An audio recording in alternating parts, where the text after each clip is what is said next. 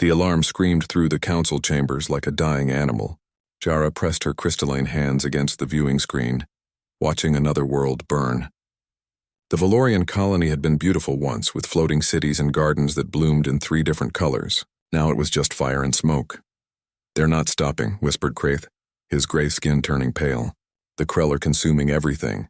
Jara turned away from the screen. She couldn't watch anymore. The Galactic Council had fought the Krell swarm for 6 months now, and they were losing. Every battle ended the same way.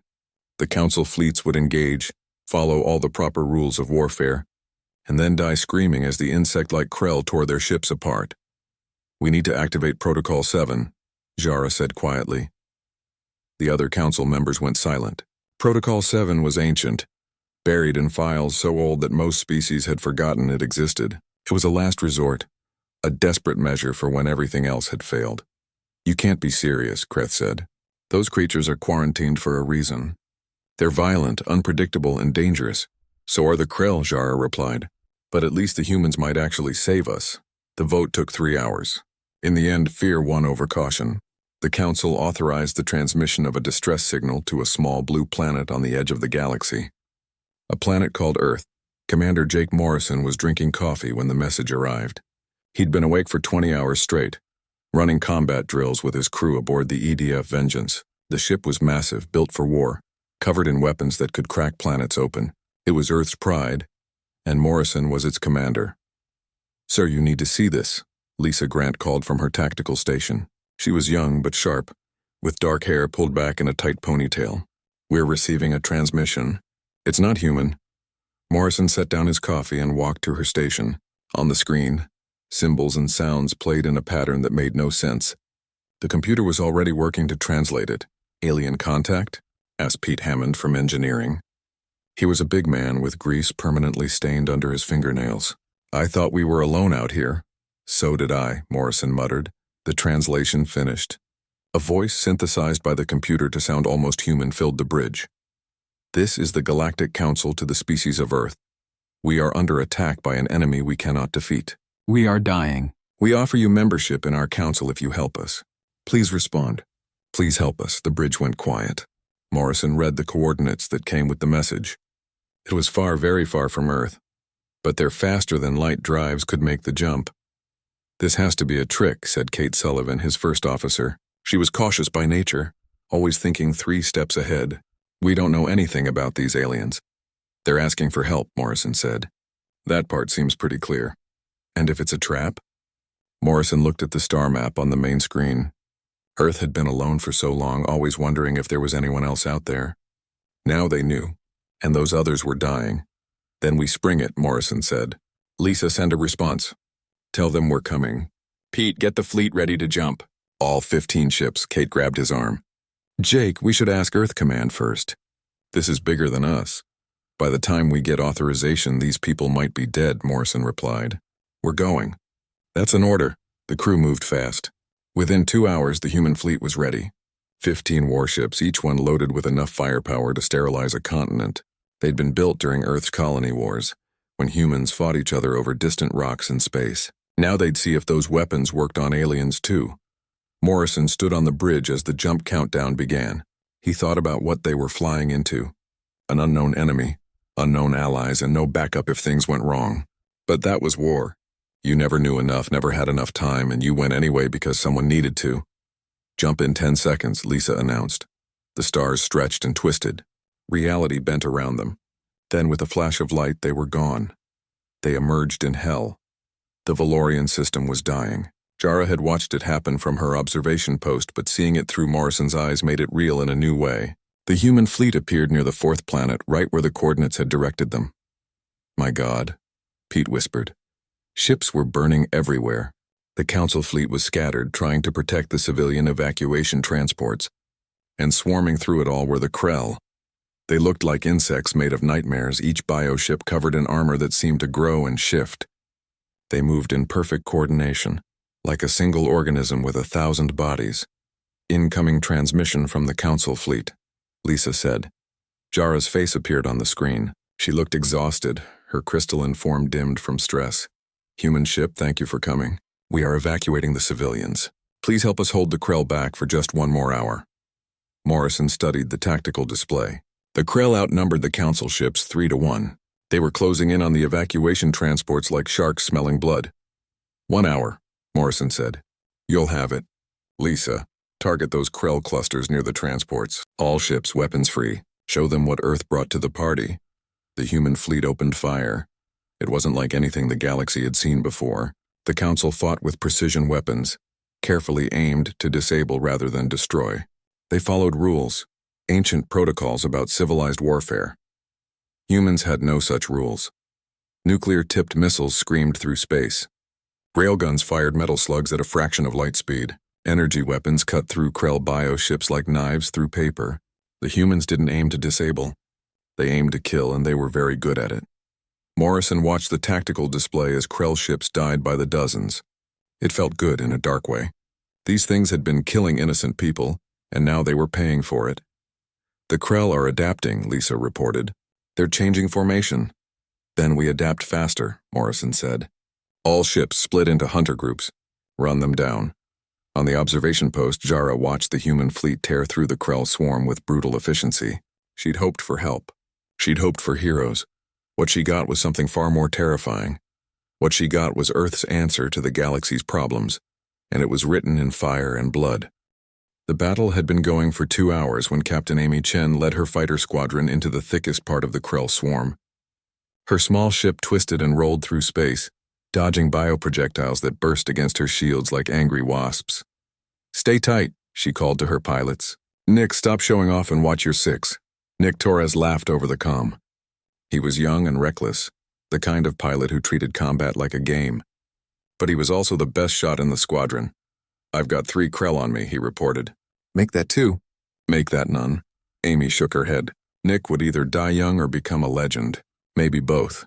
Her targeting computer locked onto a massive Krell bioship, one of the bigger ones that looked like a pregnant spider made of bone and teeth. It was heading toward a Council evacuation transport, and nothing the Council ships did seemed to slow it down. This is for the Valorians, Amy whispered. She pressed the launch button. The missile streaked away from her fighter. It wasn't a normal missile. Inside its warhead was a small nuclear device, the kind that had been banned in Council space for 1,000 years.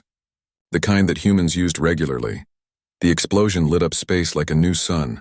The Krell bioship didn't just die. It vaporized along with 20 smaller Krell ships around it. On the bridge of the Vengeance, Morrison watched the detonation with satisfaction. Then he noticed Jara standing beside his command chair. The alien had transported aboard an hour ago to coordinate with the human fleet. She was staring at the tactical display like she'd seen a ghost.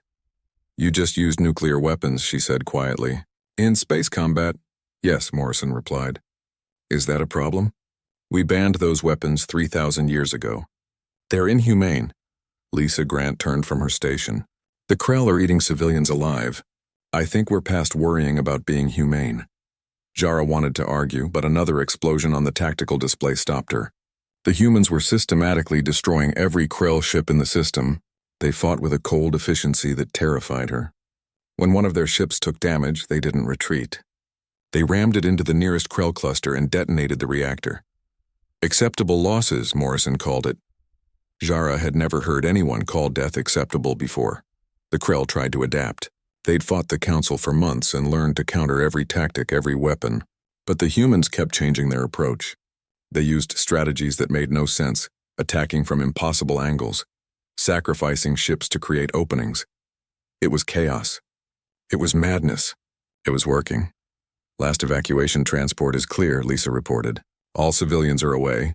Morrison nodded. Good. Now we can really cut loose. Pete, how's our antimatter supply? Pete Hammond's voice came through from engineering. We've got enough to glass a continent, sir. Perfect. Target that Krell staging area near the moon. Let's send a message. Kate Sullivan stepped up beside Morrison. She'd been quiet during the battle, watching everything with growing concern. Jake, that moon has mining colonies on it. Abandoned, but still. Empty buildings, Morrison said. Small price. The antimatter warhead hit the moon 3 minutes later. The explosion was so bright that the Vengeance's windows automatically dimmed. When the light faded, a quarter of the moon was simply gone, turned to vapor and debris. The Krell swarm hesitated. For the first time since the battle began, they seemed confused. These new enemies didn't fight like the Council. They didn't follow any rules. They just killed efficiently and without mercy. The Krell began to retreat. "They're running," Lisa said, surprise in her voice. "The Krell never run." "They do now," Morrison replied. "All ships pursue. Don't let any escape. If one gets away, it'll warn the others about us." Amy Chen's squadron chased down the fleeing Krell like wolves hunting deer. Her guns never stopped firing. Beside her, Nick Torres whooped with joy as he splashed another bioship. "This is too easy," he laughed. "Don't get cocky," Amy warned, but she understood his excitement. After years of training for a war that never came, they were finally doing what they'd been built for. On the observation post, other council members had joined Jara to watch the battle. They stood in silence as the human fleet systematically destroyed the Krell presence in the system. Not defeated, not repelled, destroyed. "They fight like demons," said one of the observers, a furred creature from the outer rim. "No," Jara corrected. "Demons fight with passion. These humans fight like machines. Like they're solving a math problem." She wasn't wrong. On the Vengeance, Lisa Grant was tracking the kill count with the same tone she'd used to read a grocery list. 217 Krell ships destroyed, 14 damaged and fleeing. "Our casualties are 3 fighters lost and moderate damage to the destroyer Warhammer." "Crew losses?" Morrison asked. "Estimated 230 personnel." Morrison's jaw tightened. 230 people dead. He'd write letters to their families later. But right now he had a battle to finish. "The Warhammer took heavy damage," Kate said. "Captain Foster is requesting permission to fall back for repairs." "Denied," Morrison said. "Tell Dan to keep fighting. We'll patch him up after." Kate looked like she wanted to argue, but she gave the order. The battle ended an hour later. The last Krell ship died under concentrated fire from 3 human cruisers. The Valorian system was secure. The civilians were safe. The evacuation was complete, but Jara didn't feel victorious. She felt sick. She transported back to the observation post and immediately called an emergency council meeting. The other members appeared on holographic displays, their faces showing the same mix of relief and horror. "The humans saved us," Jara began. "But the way they fight, it's not warfare. It's slaughter. They used weapons we banned millennia ago," another council member said. "Nuclear devices, antimatter, kinetic bombardment." "They lost 200 crew members and didn't even pause," added someone else. "They just kept fighting." Kreth appeared on the display, his face grave. "We asked them for help. They gave it. What did we expect? Not this," Jara said quietly. "Never this." On the Vengeance, Morrison stood in front of the main viewing window, looking out at the debris field that had been a Krell swarm. His reflection stared back at him and he looked tired. Kate joined him. "The Council is scared of us," she said. "I can see it in their communications." "Good," Morrison replied. "Fear keeps people honest. Is that what we want? To be feared?" Morrison didn't answer. He was thinking about the 230 crew members who'd died today. They'd volunteered for this mission knowing the risks. They'd done their duty. That had to mean something. "We did what they asked," he finally said. "We saved them. If they're scared, that's their problem." But deep down he knew Kate was right. They'd crossed a line today and there was no going back. The galaxy had called for help and Earth had answered. Now everyone would have to live with what that meant. The Krell were defeated here, but this was just one battle. Morrison had a feeling the real war was just beginning. The news spread across the galaxy like wildfire. The humans had arrived. The humans had won. The humans had done things that made seasoned warriors wake up screaming. 3 weeks after the Valorian battle, the Galactic Council formally invited Earth to join their alliance. The ceremony was held on Council Prime, a beautiful world of marble towers and floating gardens. Ships from 100 different species gathered to witness history. Admiral Greg Barnes arrived representing Earth. He was older than Morrison, with gray hair and eyes that had seen too many wars. Behind him walked Helen Price, a civilian diplomat who'd been chosen to help smooth over the cultural differences between Earth and the Council. "Remember," Helen whispered as they walked toward the Council chambers. "Be polite. Be diplomatic. Don't threaten anyone." "I'll try," Barnes said, but his smile suggested he wasn't trying very hard. The council chambers were impressive, with tall ceilings and walls covered in historical murals.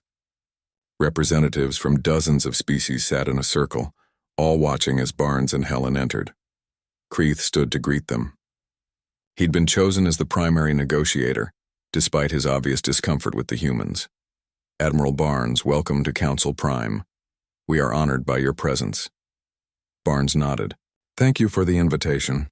We're pleased to be here." That was a lie, and everyone knew it. Barnes would rather be on a ship commanding a fleet than sitting in a fancy room making small talk. But duty was duty. Jara approached next. She'd recovered somewhat from the shock of watching the humans fight, but her crystalline form still seemed dimmed. "Admiral, we owe you a great debt. Your forces saved countless lives at Valorian." "We did what you asked," Barnes replied. "Nothing more." The formal ceremony began. Council representatives gave speeches about unity and cooperation. They talked about shared values and common goals. Barnes sat through it all with growing impatience. Finally, Creeth presented the real reason for the meeting. He produced a document, ancient and formal, written in the common galactic language. "This is the Civilized Warfare Accord," Creeth explained. "All council members must sign it.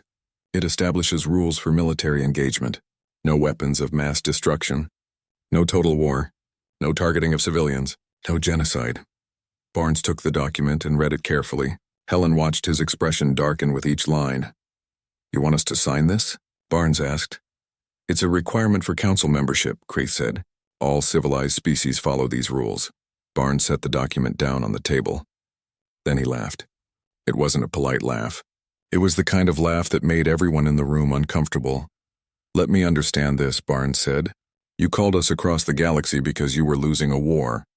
We came and we won that war using our methods. Now you want us to stop using those methods?" "The Krell threat is contained," Creeth said carefully. "We don't need such extreme measures anymore." "The Krell aren't contained," Barnes shot back. "We beat them in one system. They're still out there and they're still dangerous." Helen touched his arm gently. "Admiral, perhaps we could discuss modifications to the Accord. Something that works for both sides." But Barnes was done being diplomatic. He stood up and his presence filled the room in a way that made several council members lean back nervously. "You don't get it," he said. "We didn't come here to play by your rules. We came here because you were dying and you needed someone who could actually win." "Admiral, please," Jara said. "We understand you fight differently.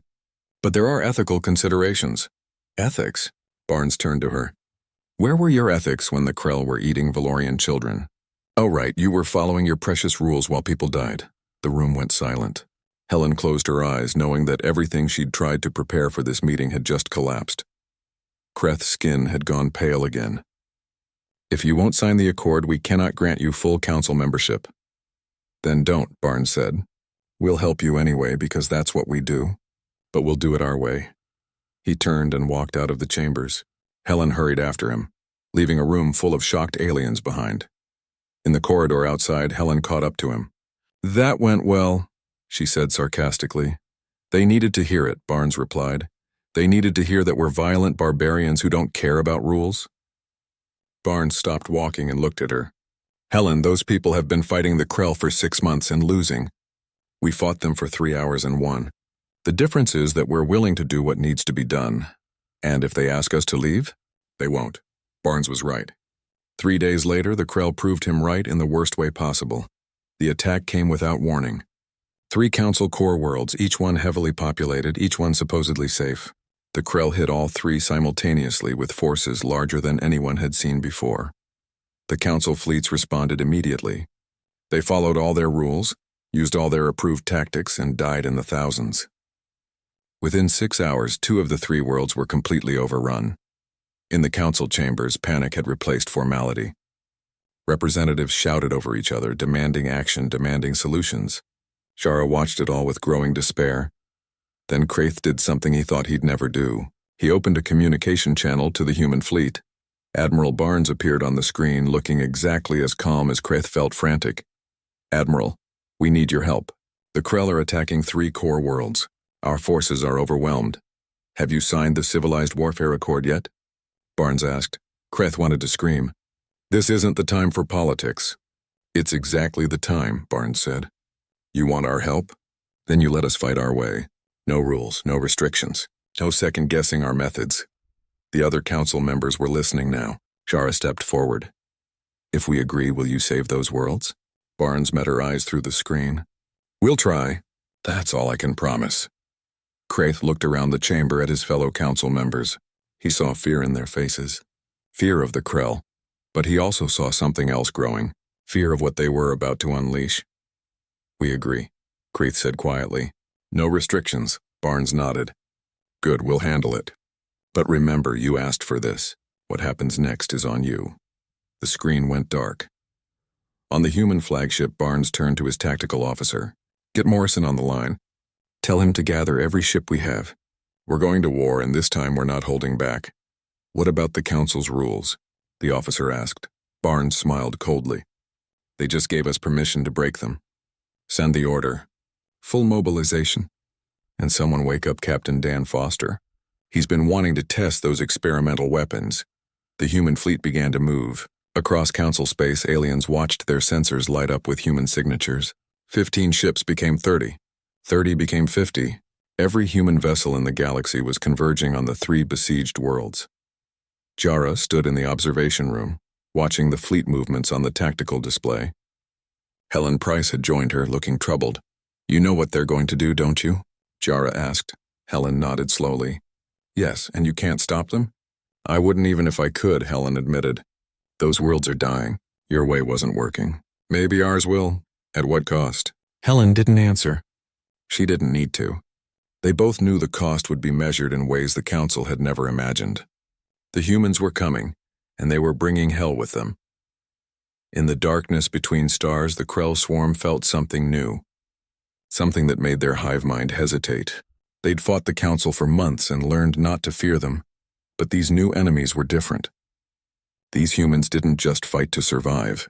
They fought to destroy, and they were very, very good at it. The Krell had made a mistake attacking those core worlds. They'd forced the Council to make a choice, and that choice had unleashed something the galaxy hadn't seen in thousands of years. It had unleashed humanity at war, with no leash and no limits. The first world to fall was Callista Prime, a garden planet with crystal oceans and cities built into living trees. The Krell had swarmed it in hours, their bioships descending like a plague. By the time the human fleet arrived, half the population was already gone. Captain Dan Foster stood on the bridge of the EDF Warhammer, studying the tactical display. His ship had been patched up after the Valorian battle, but it still bore scars. So did Dan. He'd lost 60 crew members that day, and he remembered every name. How many, Krell? He asked. His tactical officer checked the sensors. Thousands of bioships. They're clustered around the major cities, harvesting the population. Dan felt his jaw tighten. Harvesting? Such a clean word for something so horrible. The Krell didn't just kill, they consumed, breaking down organic matter to fuel their swarm. Do we have authorization for Hellfire Protocol? Dan asked. The officer hesitated. Sir, that weapon has never been tested in actual combat. The simulations showed... I know what the simulations showed. Dan cut him off. Do we have authorization? Yes, sir. Admiral Barnes cleared it personally. Dan looked at the planet below. Somewhere down there, people were dying, screaming, being torn apart by creatures that saw them as nothing more than food.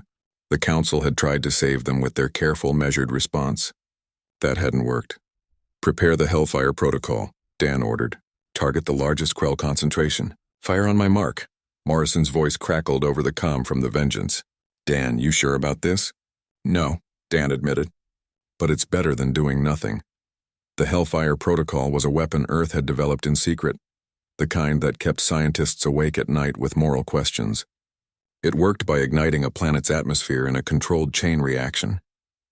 The fire would burn hot enough to vaporize biological matter, but cool quickly enough to leave structures mostly intact. At least, that was the theory. 3 Krell concentrations targeted, the tactical officer reported. Firing solution locked. Dan took a deep breath. Fire. The missiles launched from the Warhammer, streaking through space toward Callista Prime. They hit the atmosphere and detonated in sequence. For a moment, nothing happened. Then the sky caught fire. On the observation deck of a Council monitoring station, Jara watched in horror as flames spread across Callista Prime's atmosphere like water across glass. The fire raced from the impact points, consuming everything in its path. The Krell bioships tried to escape, but the flames were faster. In 3 minutes, every Krell organism on the northern continent was dead. So were 17,000 civilians who hadn't evacuated in time. What have they done? Jara whispered. Helen Price stood beside her, her face pale. What we asked them to do, what we gave them permission to do. The fire faded as quickly as it had started, leaving behind scorched earth and silence. The Krell concentration on that continent was completely eliminated. The remaining swarms on other continents began retreating toward their ships. They're running, Dan reported to Morrison. The hellfire scared them off. Good, Morrison replied. Chase them down. Don't let any escape. Amy Chen's fighter squadron was already on it. She led her pilots through the fleeing Krell ships, guns blazing. Beside her, Nick Torres was having the time of his life. It's like shooting fish in a barrel, he laughed.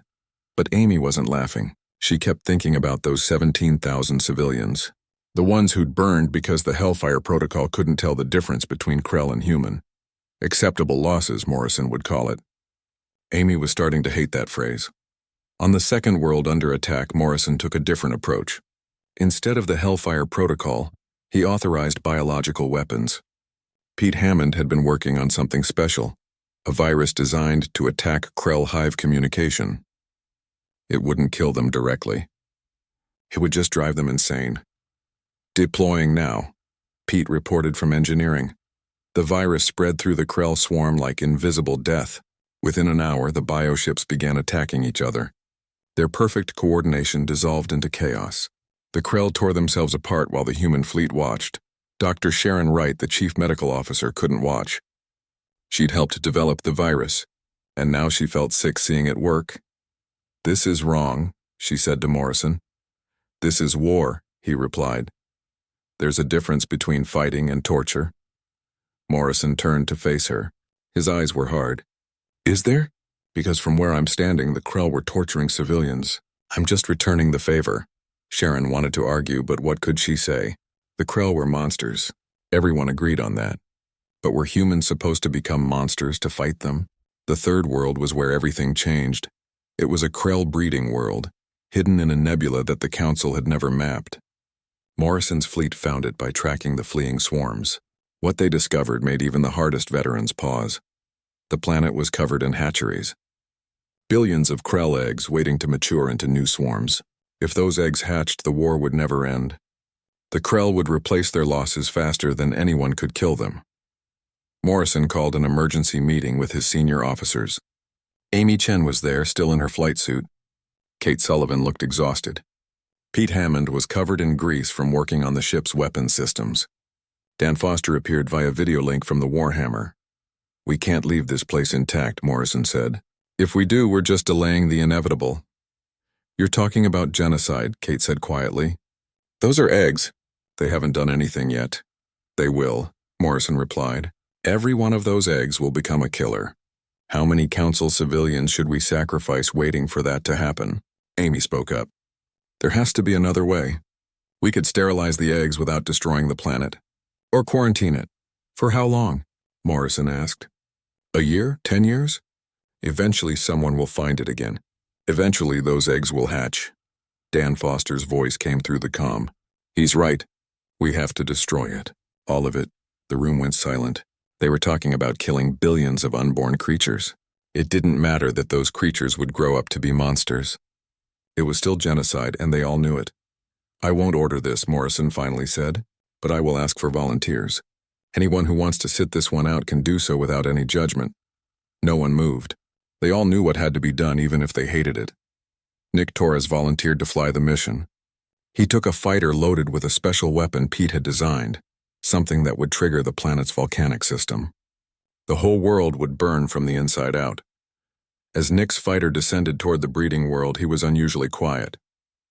Gone was the cocky pilot who treated combat like a game. He knew what he was about to do would haunt him forever. Target locked, he reported. Weapon armed. You can still come back, Amy said over the comm. We can find another way. No, we can't, Nick replied. This is the job. This is what we signed up for. He fired the weapon and pulled up hard, racing away from the planet. Behind him, the ground began to crack. Lava burst through the surface in 1,000 places. The Krell eggs began to burn. On the Vengeance, Morrison watched it happen. He thought about the Civilized Warfare Accord, about all the rules the Council had created to make war less horrible. Those rules seemed like a luxury now, something you could only afford if you were willing to lose. Earth couldn't afford to lose. The breeding world died over 6 hours. The volcanic eruptions spread until the entire planet was covered in fire. Every Krell egg was destroyed. The hatcheries burned. The swarm's future died screaming. When it was over, the human fleet regrouped. They'd saved all 3 Council worlds. The Krell threat was broken, maybe forever. The cost was measured in the millions of Krell dead and the thousands of civilians who died in the crossfire. Morrison stood in his ready room, staring at casualty reports. Kate Sullivan found him there. The Council is sending official thanks, she said. They're calling you heroes. Morrison laughed bitterly. Heroes don't commit genocide. You saved 3 worlds by destroying one. Kate sat down across from him. Jake, I've been thinking about what we've become. When we left Earth, we were soldiers. Now we're something else. Monsters, Morrison said quietly. Maybe. Or maybe we're just the ones willing to do what monsters do to stop worse monsters. Morrison didn't have an answer for that. He just knew that when he closed his eyes, he saw fire. He saw planets burning. He saw the cost of victory, and it was higher than he'd ever imagined. Back on Council Prime, Jara watched the reports come in. The humans had won. The Krell were defeated. The galaxy was safe. But as she read the details of what the humans had done, she felt no relief. Only fear. They'd called for help from the darkness, and the darkness had answered. Now they had to live with what came next. The victory celebration on Council Prime was subdued. Ships from across the galaxy had gathered to mark the defeat of the Krell swarm. But nobody felt much like celebrating. The humans had saved them. But the price of that salvation hung over everything like a dark cloud. Admiral Barnes stood in the council chambers, surrounded by representatives from dozens of species. They all watched him with a mixture of gratitude and fear. He could read it in their eyes, their body language, the way they kept their distance. Kreth stepped forward to present Earth's formal membership in the Galactic Council. He looked older somehow, worn down by everything that had happened. Humanity has proven itself in battle, Kreth began. You saved 3 worlds and eliminated the Krell threat. The Council owes you an unpayable debt. Just doing what you asked, Barnes replied. Jara was there too, her crystalline form still dim. She'd watched every battle, reviewed every report. The images kept her awake at night. Planets burning, biological weapons, genocide on a scale the galaxy hadn't seen in millennia. We are prepared to grant Earth full Council membership, Kreith continued, with all the rights and privileges that entails. Barnes smiled. It wasn't a friendly smile. That's generous, but I think Earth needs something more. The chamber went quiet. Helen Price, standing behind Barnes, closed her eyes. They'd talked about this moment. She'd begged him not to push, but she'd known he would anyway. What more could you possibly want? Kreith asked. Barnes pulled out a data pad and projected a map of Council space. Red markers appeared at strategic locations throughout the galaxy. These are the positions where Earth will maintain permanent military stations, Barnes said. For everyone's protection, of course. You want to occupy our space? Another council member said, their translator making their shot clear. Not occupy, Barnes corrected. Protect. The Krell are beaten, but there will be other threats. Earth wants to make sure we can respond quickly. Kreth's skin had gone pale again. This is unacceptable. You're demanding we let you militarize our territory. I'm not demanding anything, Barnes said calmly. I'm informing you of what's going to happen. You can either work with us and make it official, or we'll do it anyway and things will be awkward. The chamber erupted in angry voices. Representatives shouted over each other, demanding that Barnes leave, calling his proposal outrageous. But Barnes just stood there, waiting for them to realize the truth. They needed Earth more than Earth needed them. On the Vengeance, Morrison watched the council meeting through a live feed. Kate Sullivan sat beside him, shaking her head. Barnes is making enemies, she said. Barnes is establishing dominance. Morrison replied, it's the only language some people understand. Is this really what we want? To rule through fear? Morrison thought about that. They'd left Earth as explorers, as saviors coming to help people in need. Somewhere along the way, they'd become conquerors. The question was whether that transformation had been necessary, or if they'd just taken the easy path. "I don't know what we want anymore," Morrison admitted. "I just know what we are." The council meeting dragged on for hours. Eventually, exhaustion won over pride. The council voted to accept Earth's terms. They would grant humanity full membership and allow the military stations. They didn't have a choice. But in a private meeting afterward, Kreth made a secret proposal to other council members. If humanity ever became a threat, they needed a way to stop them. They needed weapons, countermeasures, something to balance the scales. "We're talking about preparing for war with our saviors," Jara said quietly. "Do you understand how insane that sounds? Do you understand how terrifying they are?" Kraith shot back. "They destroyed a planet. They used weapons we banned for good reasons. They fight like demons. They fight like winners," said another council member. "Maybe that's what scares you most." The meeting ended without any decisions, but the seed had been planted. Trust had been broken, and it would never fully heal. Kate Sullivan found Morrison in his ready room that night. He was drinking, which was unusual for him. The bottle on his desk was half empty. "We won," she said, sitting down across from him. "Did we?" Morrison asked. "Because it doesn't feel like winning. The Krell are defeated. 3 worlds are saved. Earth has a seat at the table. And we've become exactly what they feared," Morrison said. He took another drink. "When we left Earth, I thought we were going to be heroes. You know, like in the old stories. Save the princess, slay the dragon, everyone lives happily ever after."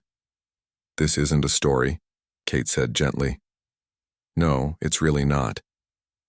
Morrison stood and walked to the window. Outside, Council Prime glittered in the darkness. "You know what keeps me up at night?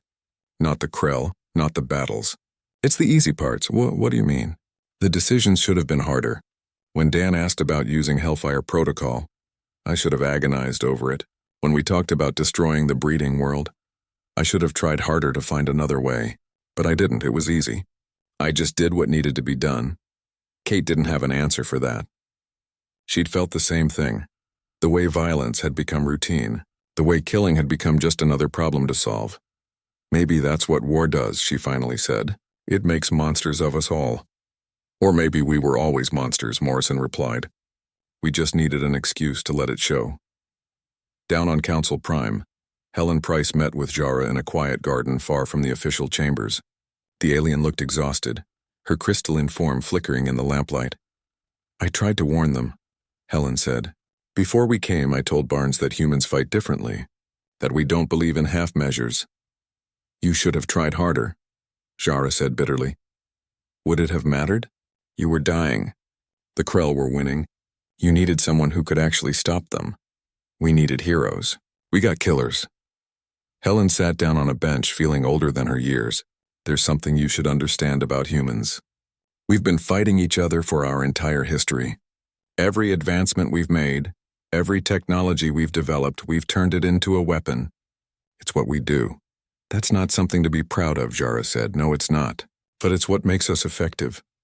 Helen looked up at the alien. "The Council spent thousands of years developing rules for civilized warfare. You forgot how to actually win. We never had that luxury, so what now?" Jara asked.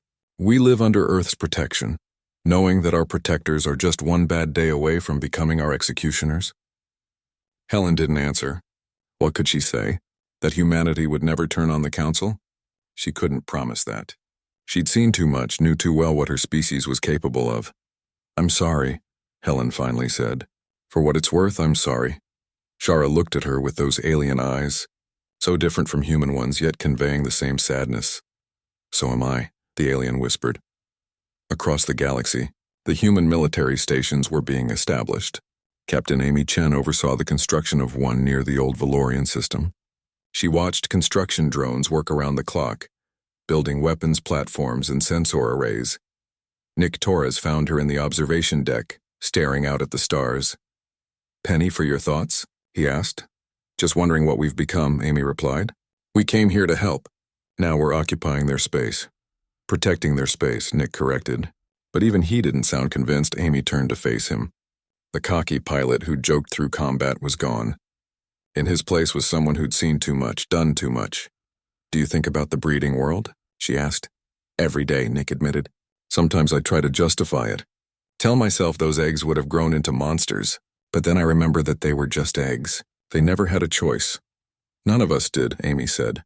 We all just did what we thought was necessary, and now we have to live with it. On the Vengeance, Morrison received new orders from Earth Command. The fleet was to maintain a permanent presence in Council space. They were to respond to threats, maintain order, and ensure humanity's interests were protected. It was occupation in everything but name. Morrison called his senior staff together one last time. They gathered in the conference room, all of them looking as tired as he felt.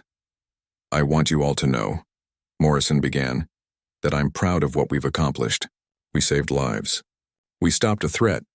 We did our duty, but, Kate prompted, but I also want you to know that I understand the cost, not just the lives lost, but who we became, what we did.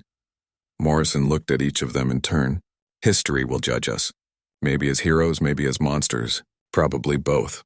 What do you think we are? Pete Hammond asked. Morrison considered that. He thought about all the battles, all the decisions, all the moments where he'd chosen violence over mercy. He thought about the breeding world burning, the Hellfire Protocol igniting atmospheres, the biological weapons driving Krell insane. I think we're what the galaxy needed, he finally said, even if we're not what they wanted. The meeting ended. His staff dispersed to their duties. Morrison stood alone in the conference room, looking out at Council space through the viewport. Earth's fleet was here to stay. The galaxy would have to adjust to that reality.